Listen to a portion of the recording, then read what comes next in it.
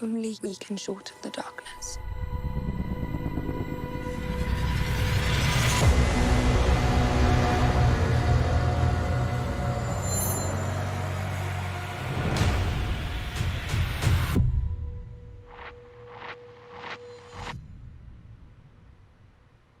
Greetings, adventurers. It's Fern here. How the heck are you? Happy Monday for those of you watching it on a Monday, and happy every other day of the week for those of you who aren't. I hope you're doing well. Things seem to be getting back to normal. Today, I just wanted to do a short video. It's more like an impressions video on a trailer I saw on the weekend of a particular show coming to Apple TV. I know, that kind of sucks. But for those of you who dared to get a Disney Plus subscription just to watch The Mandalorian, well, you may have to cough up a little bit of money in the coming future for Apple TV, because there's this awesome, hopefully awesome series coming our way based on some Isaac Asimov books called Foundation. Now, Foundation is one of my all-time favorite sci-fi stories. It expands over a few different books, or maybe even more than that. And it's about the future of humanity as it makes its way into space and beyond over a long period of time. It is kind of relevant to humanity on Earth, so I think there is a parallel sort of happening here. But, let's not talk about it too much, and let's get into the video just to see what the heck I'm talking about. So here's the video. Only we can shorten the darkness.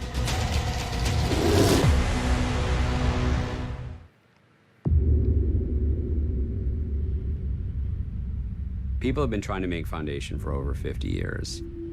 Foundation was an enormous influence for Star Wars. It was the greatest science fiction work of all time. The story is sprawling, the scope is sprawling, it unfolds over the course of 1,000 years. If ever there were a company that was hoping to sort of better people's lives through technology, through connectivity, it's Apple. And that's something very much that Asimov was hoping to do.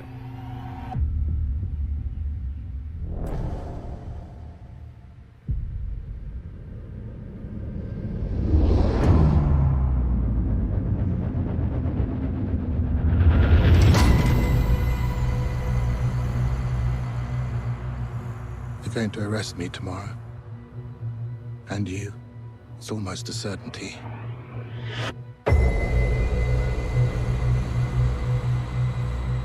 You're familiar with my work, psychohistory? Yes, in theory, but I don't know what it has to do. It's not a theory.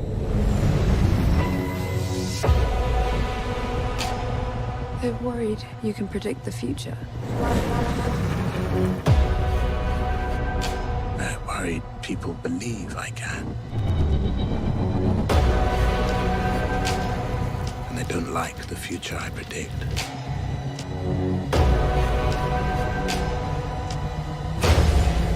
The Empire will fall. Order will vanish.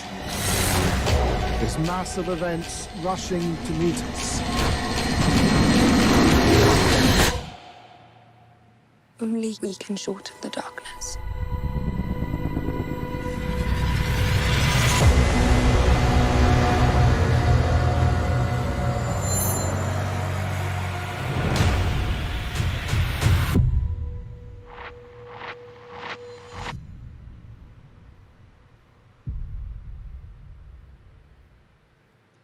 Oh my goodness. Now, I know some of you younglings may not be too familiar with these books. Obviously, you have to read books. I'm kidding. I'm not being a boomer. But what I find extremely excited about, what I'm excited about is the fact that the CGI has come so far, And the director in the beginning was saying that, you know, people have been trying to make these sort of movies for a long, long time. And it's almost like the same story with George Lucas in the prequels. He had to wait for a particular point in time when visual technology caught up before you could undertake a project. And it was the same for The Lord of the Rings and a lot of other epic books that could be turned into either movies or to be turned into TV series. Now, I am not going to lie to you, but you know, the concept behind this particular story, it's so epic, right? that I think this is going to be one of the big 2021 releases, and I can't wait to hear and see it. I mean, it just has a good. Already, I can sense that it has great sound, and the visuals look amazing. So, you know, without too many spoilers, and hopefully we'll do some more videos about this in the future, but this is set in a very distant future of of humanity. People have moved away from Earth, they've left Earth and started colonizing the universe or the galaxy. Now, it is so far into the future that our distant relations have forgotten where Earth was. That's how deep into the future this is. So we have colonized planets and the universe, and there is one single governing body that runs practically the whole galaxy, and it's almost like the empire, right? And what's happening is that there's a particular scientist, a doctor, that has come up with a mathematical way to predict what's going to happen in the future. So he's turned practically guessing the future into a science, and the science works. And so the basis of this particular story is that because we know that the, world, or let's say the humanity, is going to descend into the Dark Ages. And you can imagine what happened after the Roman Empire fell, and how anything that was under its command went into this very dark time.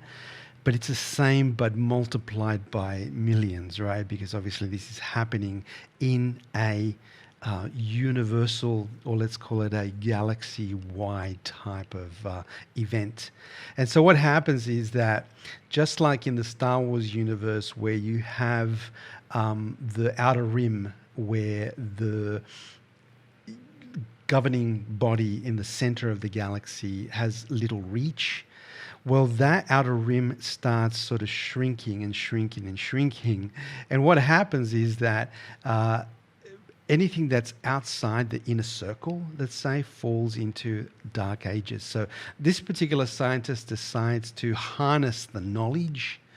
And by this time in the future, we've actually been able to miniaturize, for a better word, atomics, or the power of the atom. So now we can actually put the power of the atom, or atomic power, in very small devices, very, very controlled.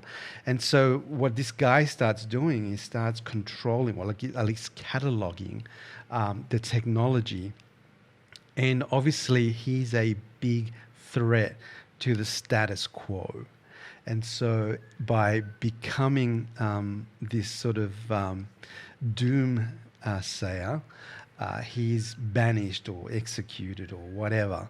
But his followers take his knowledge and then go into the dark recesses of the galaxy, or to the outer rim, and create this, what the whole thing's about it is this foundation of humanity before the bright spark extinguishes, because what the predictions are is that the humanity, or let's say civilization, always recycles itself. It sort of wanes and then comes back, and then it happens in cyclical order. And so this particular scientist has been able to work that out, how it happens.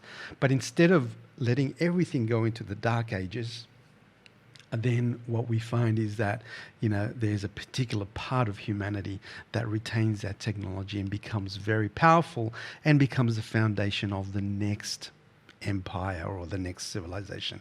Anyway, that is the let's call it the Reader's Digest version of this. But obviously there is so much action, there's so much involvement of the things that happen while this is in place. I hope I haven't spoiled it to you, but I am so excited that this is coming. Hopefully you like this video. I'm going to try and do some more like these ones, because there's a couple of good things happening as now that obviously these subscription services are starting to take hold. They want to create content that people keep coming back. And the good thing about it, just like the experience that we had with Game of Thrones, developers are looking for these epic long-term adventures that they can continue to make. Let's not forget, Game of Thrones ran for 8 years. If I can get good foundation, content for 8 years, I'm going to die a happy guy. So anyway, that's the video for today. Hopefully you liked it, adventurers. If you want to see more like these, give me a thumbs up and subscribe if you haven't done so already. And until the next video, ciao for now. Bye-bye.